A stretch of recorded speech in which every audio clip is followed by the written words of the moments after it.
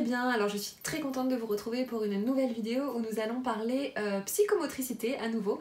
La semaine dernière, nous avons vu comment aider son enfant à se retourner et à ramper. Si jamais vous n'avez pas vu la vidéo, je vous la mets juste là, vous pouvez cliquer sur le lien pour aller la voir. Et aujourd'hui, nous allons voir comment aider son enfant à se mettre à quatre pattes, puis à se mettre debout, voire à marcher. Voilà, donc de nouveau, je suis accompagnée d'Emilie, qui est mon amie et qui est également psychomotricienne. Et elle va nous donner voilà, des petites astuces pour accompagner son enfant dans cette démarche. C'est parti, donc comment est-ce qu'on peut les aider à se mettre à quatre pattes? Alors, le quatre pattes, pour le coup, c'est surtout trouver la position quatre pattes. Donc réussir à se mettre en arrière et sans que les genoux s'écartent. Le plus gros allié, c'est le coussin d'allaitement, je trouve. Tout simple. Les deux mains devant le coussin. Bien les deux mains devant, donc ça peut aussi les aider justement à jouer sans avoir trop le poids sur les bras, même s'il va falloir le développer de toute façon. Mais donc déjà dans cette position, normalement un petit peu plus surélevée, ils vont avoir tendance à ramener les genoux. Donc au début les genoux ils vont partir sur les côtés. Donc après c'est avec nos jambes à nous qu'on peut les amener en les faisant reculer un petit peu. D'accord. C'est pas le moment encore pour faire un peu ça, mais en les ramenant en bas traction, en bloquant les genoux, on leur apprend déjà la position du quatre pattes. Et avec le coussin qui les maintient, ils peuvent déjà aussi comprendre qu'il y a appui sur les mains. D'accord. C'est pas pour le moment. C'est un peu tôt pour Baptiste. On va te remettre. Mais ok, on a des astuces quoi. Déjà. Voilà, donc ça c'est une fois qu'il y a cette position, en fait le quatre pattes en lui-même il va se déclencher assez rapidement. D'accord. Et une fois qu'il y aura cette position, la position assise aussi va pouvoir se déclencher parce que le bébé aura juste à poser ses fesses en fait sur les côtés. Ouais. Donc ça va commencer par sur les côtés, pareil, on peut les aider en allant placer les fesses. Donc s'ils sont comme ça, c'est les placer sur les côtés, ils vont se retrouver avec une jambe l'une sur l'autre et ensuite en tournant.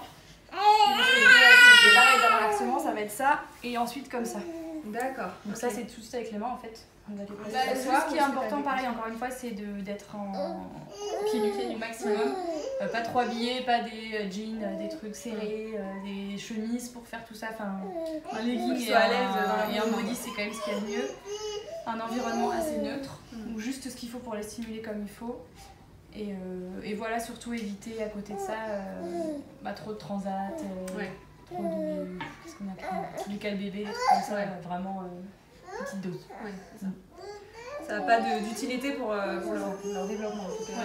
Au contraire. Parce que du coup ils sont fixés sur ce qu'ils ont eux, ils peuvent pas aller regarder sur les côtés, aller chercher, découvrir qu'il y a un derrière, un à côté. Donc ça stoppe en fait. Ok. Et donc ensuite l'étape c'est se mettre debout. Encore une fois pour moi c'est plus accommoder l'environnement, mettre des choses sur lesquelles s'accrocher, pas de youpala. Oui, vraiment, pas de youpala. C'est vrai même le fait de les prendre par les mains et de les faire marcher, c'est bien parce que c'est un bon moment, que nous on aime bien, que eux aussi. Mais c'est vraiment pas ça qui leur apprend à marcher en fait. Et ça va les fausser un petit peu dans la prise de poids. Donc ce qu'on peut faire aussi ici pour apprendre à marcher, c'est déjà, ce qui est important ça va être l'équilibre. Donc stimuler la plante des pieds en fait. Essayer de trouver de l'herbe, de l'eau froide, de l'eau chaude, du riz, du coton, plein de textures différentes. Leur mettre les pieds dessus pour qu'ils sentent en fait tout ce qui compose la voûte plantaire et qu'ils s'habituent à essayer de trouver un équilibre dessus en testant les rythmes. Donc toujours pareil, vraiment l'essentiel est donc que l'enfant soit pieds nus, qu'il ne soit pas fatigué, c'est vraiment juste un accompagnement, il ne s'agit pas du tout de forcer l'enfant ou de lui apprendre, non c'est vraiment juste un accompagnement, il faut que ça soit un bon moment entre vous et lui, voilà c'est aussi, ça crée, ça contribue au lien d'attachement etc. Donc c'est vraiment juste un bon moment où on peut aider son enfant si on sent qu'il est prêt dans cette démarche-là. Et toujours pareil, il ne faut pas du tout que l'environnement soit chargé, il faut qu'il puisse être libre de ses mouvements et que surtout il ne soit pas fatigué. Voilà, j'espère que cette vidéo vous a plu. N'hésitez pas à poser vos questions en commentaire, je les transmettrai à Emilie avec grand plaisir et elle répondra avec grand plaisir. Et sur ce, eh bien, je vous fais de gros bisous et je vous dis à très vite.